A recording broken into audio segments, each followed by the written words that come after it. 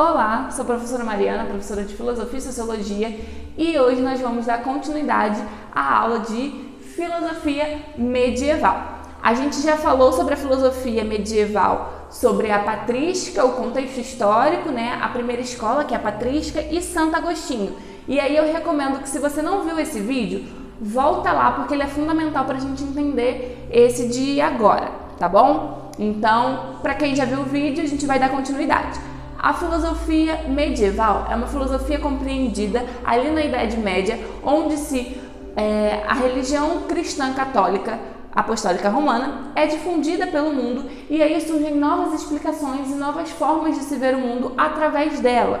Então, os novos dogmas, né? A criação do mundo feita por Deus, o pecado original, né? O vida eterna. Então, esses dogmas que ainda não tinha, começa a aparecer e muda e mexe com o pensamento. A gente tem aí a igreja sendo detentora do saber, do conhecimento, então apenas o clero, né, que tinha acesso aos estudos de uma forma mais profunda, né?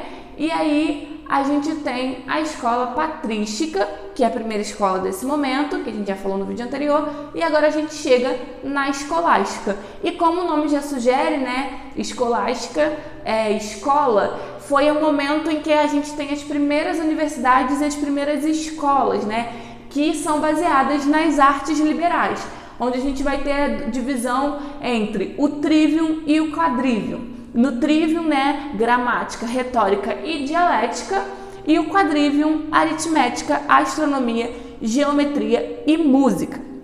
Essa escola, né, ela vai estar compreendida ali no século XI, onde a gente tem um renascimento comercial e urbano na Europa, que vai influenciar muito e vai modificar também a forma em que o mundo feudal está estruturado. Com isso, a gente vai ter aparecimento da contestação, né? Vão começar a contestar o poder e a forma da igreja, né? E os pensamentos também. A gente vai ter rupturas aí com a igreja. A gente tem nesse momento o princípio da autoridade, que é para você pegar e fazer contestar, né? Ou enfim, pegar um filósofo para estudar sobre, você deveria pegar aqueles filósofos que a igreja, de certa forma, né, deixava, que tinham uma autoridade perante ali, né, a religião. Então, esses filósofos, né, então Platão, por exemplo, Aristóteles, para você estudar, para você fazer uma tese, rebater, tinha que ser um filósofo que tinha uma certa autoridade. Então, a gente tem aqui o princípio da autoridade, né? A gente tem o poder papal, representado pelo Papa, né? O poder espiritual, mas o poder real, né? Representado, temporal, representado aí pela nobreza, né? Os senhores feudais. A gente tem uma divisão também nesse momento entre seres inferiores e superiores, como a gente já falou até na patrística, né? Deus é o ser superior e a gente, né, os demais seres inferiores. E o principal expoente dessa escola escolástica é Tomás de Aquino, ou São Tomás de Aquino. E aí, assim como eu coloquei lá Agostinho de Hipona em destaque, aqui também vou colocar Tomás de Aquino, porque até então ele não era santo, ele vai ser canonizado e vai se tornar um doutor da igreja muito tempo depois, né? E aí, assim como Santo Agostinho faz uma releitura, uma adaptação da filosofia de Platão para a fé cristã, Tomás de Aquino vai fazer uma adaptação da filosofia aristotélica, né? Então, até então a gente tinha uma tradução indireta de Aristóteles, e que essa tradução, de certa forma, ela disputava aí espaço e contradizia também a igreja. Então, para a igreja não era interessante essa tradução, porque ela desafiava, enfim, ela de certa forma ia contra alguns valores, alguns dogmas da igreja.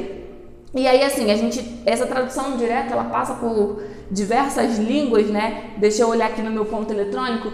Do grego, ela vai para o sírio, para o árabe, para o hebraico, até chegar ao latim. Então, assim, telefone sem fio. Eu falo uma coisa aqui para vocês nesse vídeo e aí vocês vão e contam para outra pessoa e outra pessoa conta para outra.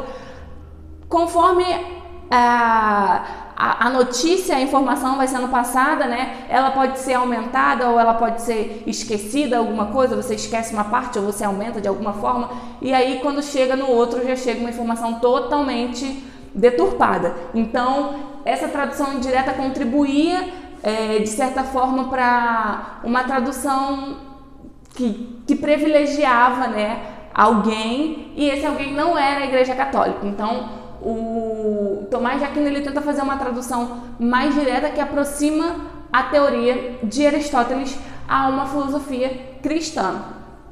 Para Tomás de Aquino, diferente de Santo Agostinho, a razão ela vai ser muito importante e ela vai preparar para a fé.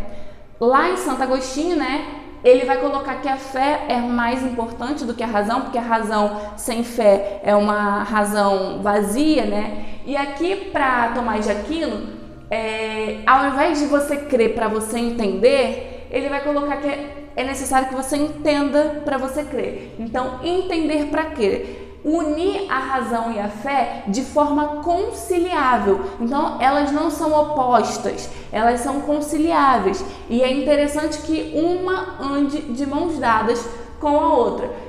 Primeiro a razão, e a razão ela vai te preparar para que a sua fé seja maior, né? E aí, a filosofia para ele vai ser uma ciência imperfeita. A filosofia, por si só, ela não atinge a perfeição. A razão por si só, ela não atinge a perfeição. Ela precisa da fé, ela precisa da teologia. Então a teologia, ela vai esclarecer, ela vai clarificar essa filosofia. Então a teologia, ela vai ser muito importante para que essa filosofia aí atinja o status de perfeição. O mundo sensível para ele é capaz de gerar conhecimento. Assim como Aristóteles coloca que o mundo sensível também pode gerar conhecimento, fazendo um contraponto a Platão, São Tomás de Aquino também vai colocar que no mundo sensível é capaz de gerar conhecimento.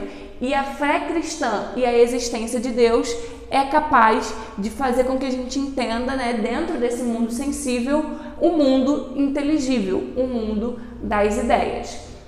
Espero que vocês tenham gostado.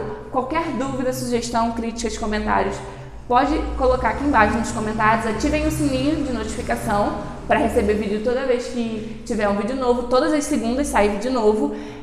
E também, como eu falei no vídeo anterior, toda quarta eu estou colocando vídeos no meu IGTV no Instagram, que vai estar aqui na descrição, né, o link, sobre como a filosofia e a sociologia aparecem na nossa vida de uma forma muito mais leve e descontraída. Aqui a gente fica com a matéria, com a teoria, e lá a gente fala um pouquinho sobre nossa rotina, o dia a dia, e como que isso, para além do vestibular, aparece na nossa vida. Então, deixa seu joinha, compartilhe com seus amigos, faça esse vídeo chegar a mais pessoas e muito obrigado, até a próxima!